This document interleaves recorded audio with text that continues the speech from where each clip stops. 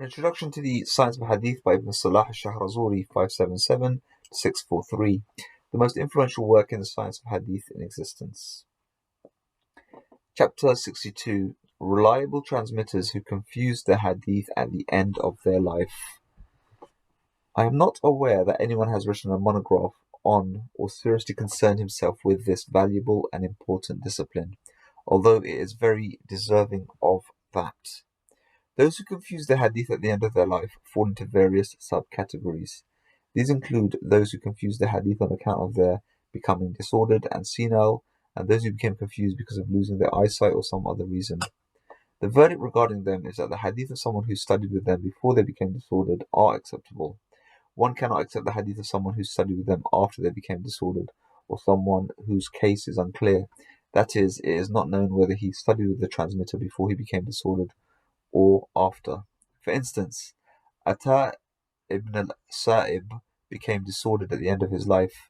Scholars cite as proofs the relations of his older students like Sufyan al-Thawri, Shu'bah bin Hajjaj from him, because they heard hadith from him when he was sound. Scholars do not cite the relation of someone who heard from him at the end of his life. Yahya bin Sa'id al-Qattan said about Shu'bah, the hadith Sufyan and Shu'bah transmitted from him are sound, except two regarding which Shu'bah used to say, I heard them at the last from Ata from Zad'an. Abu Ishaq as-Saba'i also became disordered. It is said that Sufyan ibn Uyayna heard hadith from him after he became disordered. Abu Ya'la al-Khalili stated this. Sa'id ibn Iyas al-Jurayri became disordered and his retention went bad before his death. Apologies, no Arabic given. Abu al-Walid Sulaiman bin Khalaf al-Baji al-Maliki said that Nasa'i said his hadith became worthy of rejection in the days of the plague. In our opinion, he, that is, what was heard from him before the time of the plague, was more trustworthy than Khalid al-Hadda'a, the cobbler. Sa'id ibn Abi Aruba, Yahya bin Ma'in said, Sa'id ibn Abi Aruba confused his hadith after the defeat of Ibrahim ibn Abdullah ibn Hasan in the year 42, that is 142759 AD. Those who heard hadith from him after that time are worthless. Those who heard hadith from him after that are worthless. The audition of Yazid ibn Harun from him is sound. He heard hadith from him in Wasit while Ibn Abi Aruba was on his way to Kufa. The most trustworthy person who heard hadith from him was Abada bin Sulaiman. Waqi ibn al-Jarrah and Mu'affa ibn Imran al-Mawsili are among those who have known to have heard hadith from him after he became disordered. We read that Ibn Ammar al-Mawsili, one of the experts, said, their relation from him is worthless. They heard hadith from him after he became disordered. We heard that Yahya bin Ma'in said to Waqi, you transmit hadith from Sa'id ibn Abi Aruba, and you heard from him only while he was disordered? He replied, have you seen me transmit anything but good from him? Masudi was one of those who became disordered. He is Abdurrahman ibn Abdullah ibn Utbah ibn Abdullah ibn Mas'ud al-Hudali, the brother of Abu al-Umays Utbah al-Masudi. Abu Abdullah al-Hakim stated in Kitab al-Muzakkin lil-Ru'at that Yahya bin Ma'in said that whoever heard hadith from Mas'udi in the time of the Caliph, Abu Ja'far Mansur, has a sound audition. Whoever heard hadith from him in the days of the Caliph al-Mahdi, which was 158 to 169, which is 775 to 785, has a worthless audition. So Abu Ja'far Mansur was 136 to 158, which is 753 to 775, and Mahdi is 158 to 169, which is 775 to 785. Hanbal ibn Ishaq said that Ahmed ibn Hanbal said the auditions of Asim, and he is Ibn Ali, Abu al-Nadhr, Hashim ibn al-Qasim, nicknamed Qaisar, and those others from Mas'udi date him after he became disordered. Rabi'at al-Ra'i ibn Abi Abdurrahman, the professor of Malik, it is said that he went bad at the end of his life, and for that reason reliance on him is unacceptable. Sahil ibn Nabhan, the client of Tawama bin Umayyah bin Khalaf ibn Abu Dhi'b, and others transmitted hadith from him. Abu Hatim ibn Hibban said he went bad in 125, which is 743 AD. His late hadith became mixed up with his early ones and cannot be separated. Therefore, they should be rejected.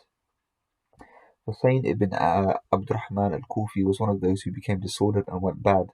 Nasa'i and others said this, God knows best.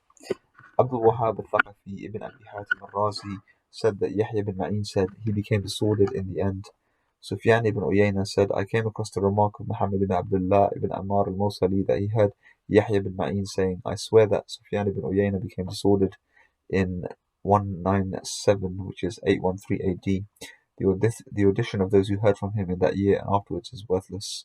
Sufyan ibn Uyayna died about 2 years later in 199. Abdul Razak ibn Hammam Ahmad ibn Hanbal said that he went blind at the end of his life. He used to be prompted and he responded to it. The audition of those who heard hadith from him after he became blind is worthless. Nasa'i said that there are doubts regarding him on account of those who wrote hadith from him at the last. The statement of Abbas ibn Abdul Azim al-Anbari made upon his return from Sana'a refers to this. By God, I went to great trouble to see the Abdul Razak, and he is a liar. Even Waqidi said he is more voracious than he in what is related from Tabarani. I came across some hadith from Ishaq ibn Ibrahim al-Dabari from Abdul Razak, which I vehemently reject. I attributed the state of these hadiths to that circumstance. Dabari heard hadith from him very late. Ibrahim al-Harbi said, when Abdul Razak died, Dabari was 6 or 7 years old. A note, there are also doubts regarding any of the elevated hadith coming from those who heard from Sufyan ibn Uyayna and those like him late in life. Arim, that is Abu Nu'man Muhammad ibn Fadl, became disordered at the last. The hadith which Bukhari, Muhammad ibn Yahya al-Duhli and the other experts relate from him must have been taken from him before he became disordered. Abu Kilaba Abdul Malik ibn Muhammad ibn Abdullah al-Raqashi, we heard the authority Ibn Khuzaymah say, Abu Kilaba transmitted hadith to us in Basra before he became disordered and went to Baghdad.